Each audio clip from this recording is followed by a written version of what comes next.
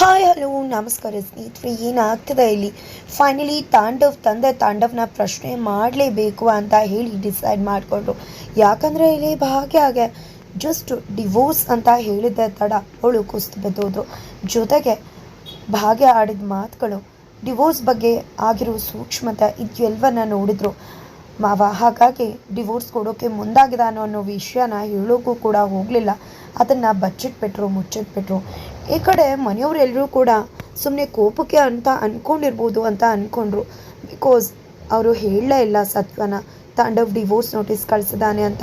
ಆದರೆ ನನ್ನ ಸೊಸೆ ಜಸ್ಟ್ ಇಷ್ಟಕ್ಕೆ ಈ ರೀತಿ ನಡ್ಕೊಂಬಿಟ್ಲಲ್ಲ, ಗೊತ್ತಾದರೆ ಏನಾಗ್ಬೋದು ಅವಳಿಗೆ, ಮೊದಲು ಅವನ ಹತ್ರ ನಾನೇ ಹೋಗಿ ಮಾತಾಡಬೇಕು ಅಂತ ನಿರ್ಧಾರ ಮಾಡಿದ್ರು. ಅದಕ್ಕೋಸ್ಕರನೇ ಮನೇಲಿ ಯಾರಿಗೂ ಹೇಳಿದೆ ಹಾಸ್ಪಿಟಲಿಂದಾನೆ ತಾಂಡವ್ ಆಫೀಸ್ ಕಡೆ ಹೊರಟರು. ಆದರೆ ಇಲ್ಲಿ ಬಂದು ಸುನಂದ ಮತ್ತು ಅವ್ರ ಗಂಡ ಇಬ್ಬರು ಕೂಡ ವಾರ್ಡಲ್ಲಿ ನೋಡಿದ್ರೆ ಬೀಗರು ಕಾಣಿಸ್ತಿಲ್ಲ. ಆತಂಕ ಆಗುತ್ತೆ. ಈ ಕಡೆ ಡಿಸ್ಚಾರ್ಜ್ ಮಾಡೋದಕ್ಕೋಸ್ಕರ ಬಿಲ್ ಪೇ ಮಾಡೋಕ್ಕೆ ಬಂದಿರೋ ಭಾಗ್ಯ ಹಾಗೆ ಕುಸುಮ ಅವ್ರ ಹತ್ರ ಬಂದು ಬೀಗರು ಎಲ್ಲೂ ಕಾಣಿಸ್ತಿಲ್ಲ ಅಂತ ಹೇಳ್ತಾರೆ. ಎಲ್ಲಿ ಹೋದ್ರು, ಏನಾಯಿತು ಅಂತ ಎಲ್ಲರೂ ಕೂಡ ಆತಂಕ ಪಡ್ಕೋತಾರೆ. ಎಲ್ಲರೂ ಕೂಡ ಒಂದೊಂದು ದಿಕ್ಕಲ್ಲಿ ಇಡೀ ಹಾಸ್ಪಿಟಲ್ನ ಹುಡುಕ್ತಾರೆ. ಬಟ್ ಎಲ್ಲೂ ಕೂಡ ಕಾಣಿಸೋದೇ ಇಲ್ಲ. ಎಲ್ಲಿ ಕಾಣಿಸ್ತಾರೆ ಅವರು? ಹೋಗಿರೋದೆ ತಾಂಡವ್ ಆಫೀಸ್ಗೆ ಹೋಗಿದ್ದಾರೆ ಅವರು. ತಾಂಡವ್ ಆಫೀಸ್ಗೆ ಹೋಗಿ ಅಲ್ಲಿ ರಿಸೆಪ್ಷನಿಸ್ಟ್ ಹತ್ರ ನಾನು ತಾಂಡವ್ನ ನೋಡಬೇಕು ಅಂದಾಗ ನೀವು ಯಾರು, ಏನಾಗಬೇಕು ಅಂತ ಕೇಳ್ತಾರೆ. ನಾನು ಅವ್ರ ತಂದೆ, ಅವನ ಜೊತೆ ಮಾತಾಡಬೇಕು, ಸ್ವಲ್ಪ ಕರೀತೀರಾ ಅಂದಾಗ ಖಂಡಿತ, ನೀವು ಅವ್ರ ಫಾದರ, ಖಂಡಿತ ಕರಿತೀವಿ, ಅವ್ರು ಸ್ವಲ್ಪ ಮೀಟಿಂಗಲ್ಲಿದ್ದಾರೆ, ಹೋಗಿ ಇನ್ಫಾರ್ಮ್ ಮಾಡ್ತೀವಿ ಅಂದಾಗ ಖಂಡಿತ ನಾನು ಇಲ್ಲೇ ಕೂತ್ಕೊಂಡಿರ್ತೀನಿ, ತೊಂದರೆ ಏನಿಲ್ಲ, ಇನ್ಫಾರ್ಮ್ ಮಾಡಿ ಅಂತ ಹೇಳ್ತಾರೆ. ನಂತರ ಈ ಕಡೆ ಆಫೀಸಿಂದ ಹೋಗಿ ಅವ್ರಿಗೆ ಇನ್ಫಾರ್ಮ್ ಮಾಡೋಕ್ಕೆ ಹೊರಟಿದ್ರೆ, ಈ ಕಡೆ ಭಾಗ್ಯಗೆ ಆಫೀಸಿಗೆ ಕಾಲ್ ಮಾಡು, ಅವರು ಆಫೀಸ್ಗೆ ತಾಂಡವ್ ಹತ್ರ ಮಾತಾಡೋಕ್ಕೆ ಹೋಗಿರ್ಬೋದು, ತಾಂಡವ್ ಆಫೀಸ್ಗೆ ಅಂತ ಕುಸುಮ ಅವ್ರು ಹೇಳ್ತಾರೆ. ಅದೇ ರೀತಿ ಭಾಗ್ಯ ಕೂಡ ಕಾಲ್ ಮಾಡಿ, ನನ್ನ ಭಾಗ್ಯ ಅಂತ ತಾಂಡವರ ಹೆಂಡತಿ, ನಮ್ಮ ಮಾವ ಏನಾದರೂ ಅಲ್ಲಿ ಬಂದಿದ್ದಾರೆ ಅಂತ ಕೇಳಿದಾಗ, ಹೌದು ತಾಂಡವ್ ಅವ್ರ ತಂದೆ ಇಲ್ಲೇ ಕೂತಿದ್ದಾರೆ, ಅವ್ರನ್ನ ಭೇಟಿ ಮಾಡೋಕೆ ಬಂದಿದ್ದಾರೆ ಅಂತ ಹೇಳ್ತಾರೆ. ಈ ಕಡೆ ಅತ್ತೆ ಮಾವ ಅಲ್ಲೇ ಇದ್ದಾರೆ ಅಂತ ಅಂದಾಗ ಸದ್ಯ ಒಳ್ಳೇದಾಯಿತು, ನಾನು ಅಂದ್ಕೊಂಡಾಗೆ ಆಯಿತು, ಸರಿ ಬಿಗ್ರೆ ನಾವು ಹೋಗಿ ಅವ್ರನ್ನ ಕರ್ಕೊಂಡು ಬರ್ತೀವಿ, ನಿಮ್ಮ ಮನೆಗೆ ಹೋಗಿ ಅಂತ ಹೇಳಿ ಕುಸುಮ ಭಾಗ್ಯ ಇಬ್ಬರು ಕೂಡ ಆಫೀಸ್ ಕಡೆ ಹೊರಡ್ತಾರೆ. ಈ ಕಡೆ ತಾಂಡವ್ಗೆ ಅಪ್ಪ ಬಂದಿದ್ದಾರೆ ಅನ್ನೋ ಸತ್ಯ ಗೊತ್ತಾಗ್ತಿದ್ದಾಗೆ ಓಡಿ ಬರ್ತಾನೆ ತಾಂಡವ್.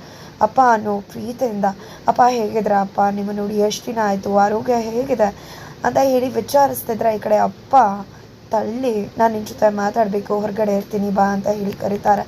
ನಂತರ ಈ ಕಡೆ ಹೊರಗಡೆ ಇದ್ದಾರೆ, ಈ ಕಡೆ ತಾಂಡವ್ ಬರ್ತಾರೆ. ಅಪ್ಪ ಹೋಗ್ತಾನೆ ಇದ್ದಾರೆ ಪಾರ್ಕಲ್ಲಿ ಹೋಗಿ ಪ್ರೈವೇಟಾಗಿ ಮಾತಾಡೋಣ ಅಂತ.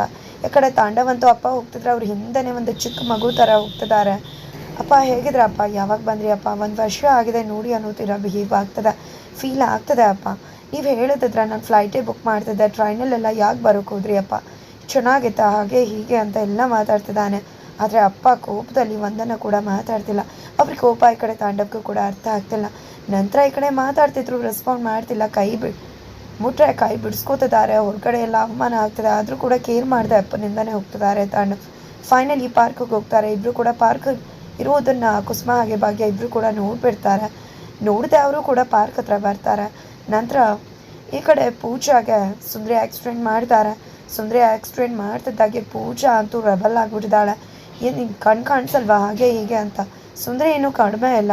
ಈ ಕಡೆ ಪೂಜಾ ಜೊತೆ ಮಾತು ಕೊಟ್ಟು ಜುಟಾಪಟಿ ಮಾಡ್ತಿದ್ದಾರೆ. ನನ್ನ ಗಾಡಿಗೆ ಎಷ್ಟು ಪೆಟ್ಟಾಗಿದೆ ಗೊತ್ತಾ ಅಂತ, ನೀನು 25,000-30,000 ಈಗ ಕಟ್ಕೊಡ್ಬೇಕು, ಎಷ್ಟೆಲ್ಲ ಪೆಟ್ಟಾಗಿದೆ, ಹಾಸ್ಪಿಟಲ್ ಬಿಲ್ ಕಟ್ಟಬೇಕು ಅಂತಿದ್ರೆ ಏನು, ನೀನು ಮುಖಕ್ಕೆ 25,000-30,000 ಕಟ್ಕೊಳೋ ಮಾತೇ ಇಲ್ಲ ಅಂತ ಹೇಳ್ತಾರೆ ಸುಂದರಿ. ನಂತರ ಈ ಕಡೆ ಪೂಜಾ ಅಂತೂ ಹೌದಾ ಸರಿ ಆಯಿತು, ನೀನೇನು ಬಿಲ್ ಕಟ್ಟೋದು ಬೇಡ, CCTV ಇದೆ, ಫುಟೇಜಸ್ ಇದೆ, ರೆಕಾರ್ಡ್ ಆಗಿರುತ್ತೆ, ಖಂಡಿತ ಪೊಲೀಸವ್ರು ಬರ್ತಾರೆ, ಪೊಲೀಸವ್ರಿಗೆ ಇನ್ಫಾರ್ಮ್ ಮಾಡ್ತೀನಿ ಅಂತ ಹೇಳ್ತಾರೆ. ಪೊಲೀಸವ್ರಿಗೆ ಇನ್ಫಾರ್ಮ್ ಮಾಡ್ತಾರೆ ಕೂಡ.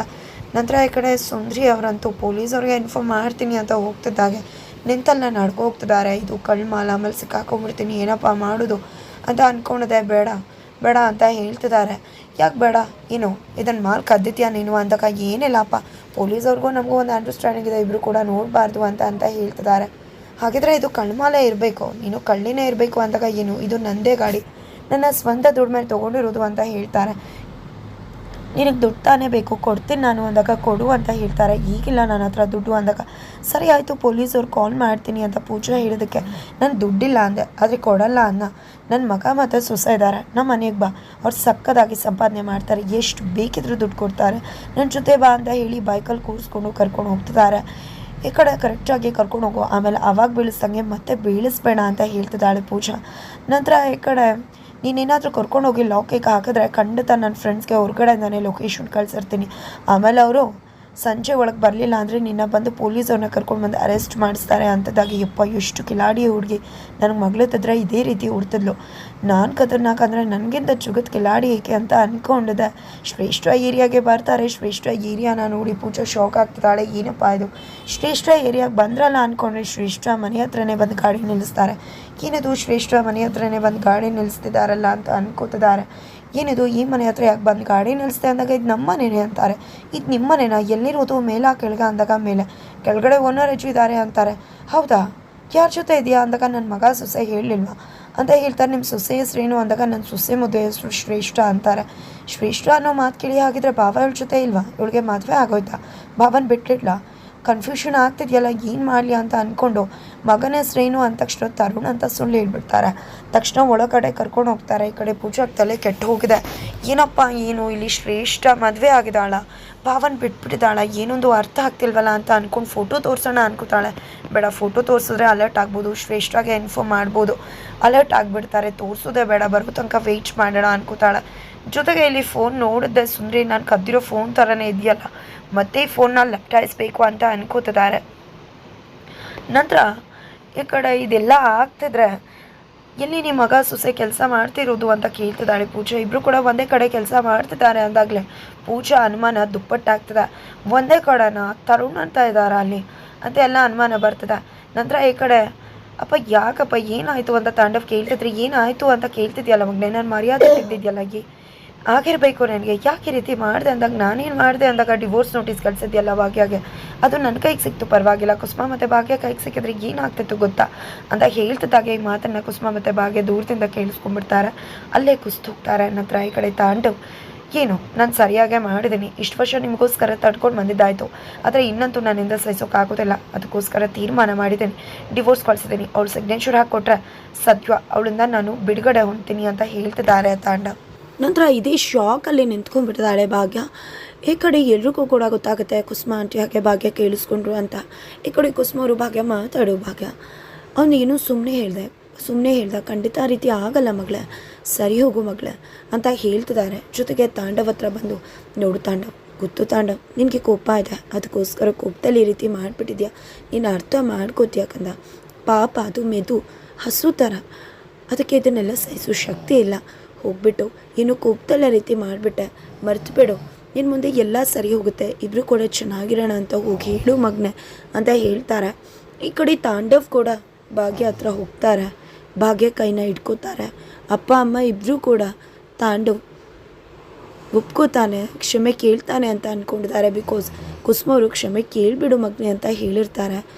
ಅದೇ ರೀತಿ ತಾಂಡವ್ ಕೂಡ ಭಾಗ್ಯ ಕೈಗಳನ್ನ ಇಟ್ಕೊಂಡು, ನೋಡು ಭಾಗ್ಯ, ಇಷ್ಟೊತ್ತು ನಾನು ಏನು ಹೇಳಿದ್ನೋ ಅದು ಎಲ್ಲವೂ ಕೂಡ ನಿಜ, ಅದು ಯಾವುದೂ ಕೂಡ ಸುಳ್ಳಲ್ಲ. ನಾನು ತುಂಬಾ ಕಷ್ಟಪಡ್ತೀನಿ ನಿನ್ನ ಜೊತೆ ಜೀವನ ಮಾಡೋದಕ್ಕೆ. ನನಗೆ ನಿನ್ನಿಂದ ನಿನ್ನ ಜೊತೆ ಬದುಕೋದು ತುಂಬಾ ಕಷ್ಟ. ಇದು ಎಲ್ಲದರಿಂದ ಬಿಡುಗಡೆ ಹೊಂದಬೇಕು ಅಂತ ನಿನಗೆ ಡಿವೋರ್ಸ್ ನೋಟಿಸ್ ಕಳಿಸಿದ್ದು. ನಾನು ಏನೇನು ಹೇಳಿದ್ನೋ ಎಲ್ಲವೂ ಕೂಡ ನಿಜ. ನಾವಿಬ್ಬರು ಜೊತೇಲಿ ಬದುಕೋಕ್ಕಾಗೋದಿಲ್ಲ. ಅದಕ್ಕೆ ನೀನು ನನಗೆ ಡಿವೋರ್ಸ್ ಕೊಟ್ಬಿಡು. ಆಲ್ರೆಡಿ ಡಿವೋರ್ಸ್ ಪ್ರೋಸೆಸ್ ಶುರು ಆಗಿದೆ. ಎಲ್ಲ ರೀತಿ ಕೂಡ ಡಾಕ್ಯುಮೆಂಟ್ಸ್ನ ರೆಡಿ ಮಾಡ್ಕೊ. ನಿನ್ನ ನಡುವೆ ಯಾವುದೇ ರೀತಿ ಸಂಬಂಧ ಇರೋದಿಲ್ಲ. ನನಗೆ ನಿನ್ನ ಜೊತೆ ಬದುಕೋದು ತುಂಬಾ ಕಷ್ಟ, ಅರ್ಥ ಮಾಡ್ಕೊ. ನಮ್ಮಿಬ್ಬರು ಜೋಡಿ ಚೆನ್ನಾಗಿಲ್ಲ, ಹಾಗೆ ನೀನು ನನಗೆ ಸರಿಯಾದ ಜೋಡಿ ಕೂಡ ಇಲ್ಲ, ದಯವಿಟ್ಟು ಭಾಗ್ಯ ಅಂತ ಹೇಳ್ತಿದ್ದಾರೆ ತಾಂಡವ್. ಈ ಮಾತನ್ನು ಕೇಳಿ ಅಪ್ಪ ಅಮ್ಮ ಇಬ್ಬರು ಕೂಡ ಶಾಕ್ ಆಗ್ತಾರೆ. ಆದರೆ ಇಲ್ಲಿ ಭಾಗ್ಯ ಅಂತೂ ಕುಸ್ತು ಹೋಗಿದ್ದಾಳೆ. ಹಾಗಾದರೆ ನಂತರ ಏನಾಗ್ಬೋದು ಇದೆಲ್ಲವನ್ನ ಕೂಡ ತಿಳ್ಕೊಬೇಕು ಅಂದರೆ ಈಗಲೇ ನಮ್ಮ ಚಾನಲ್ನ ಸಬ್ಸ್ಕ್ರೈಬ್ ಮಾಡಿ. ಮುಂದಿನ ವೀಡಿಯೋಗೋಸ್ಕರ ವೇಟ್ ಮಾಡೋದನ್ನು ಮರಿಬೇಡಿ.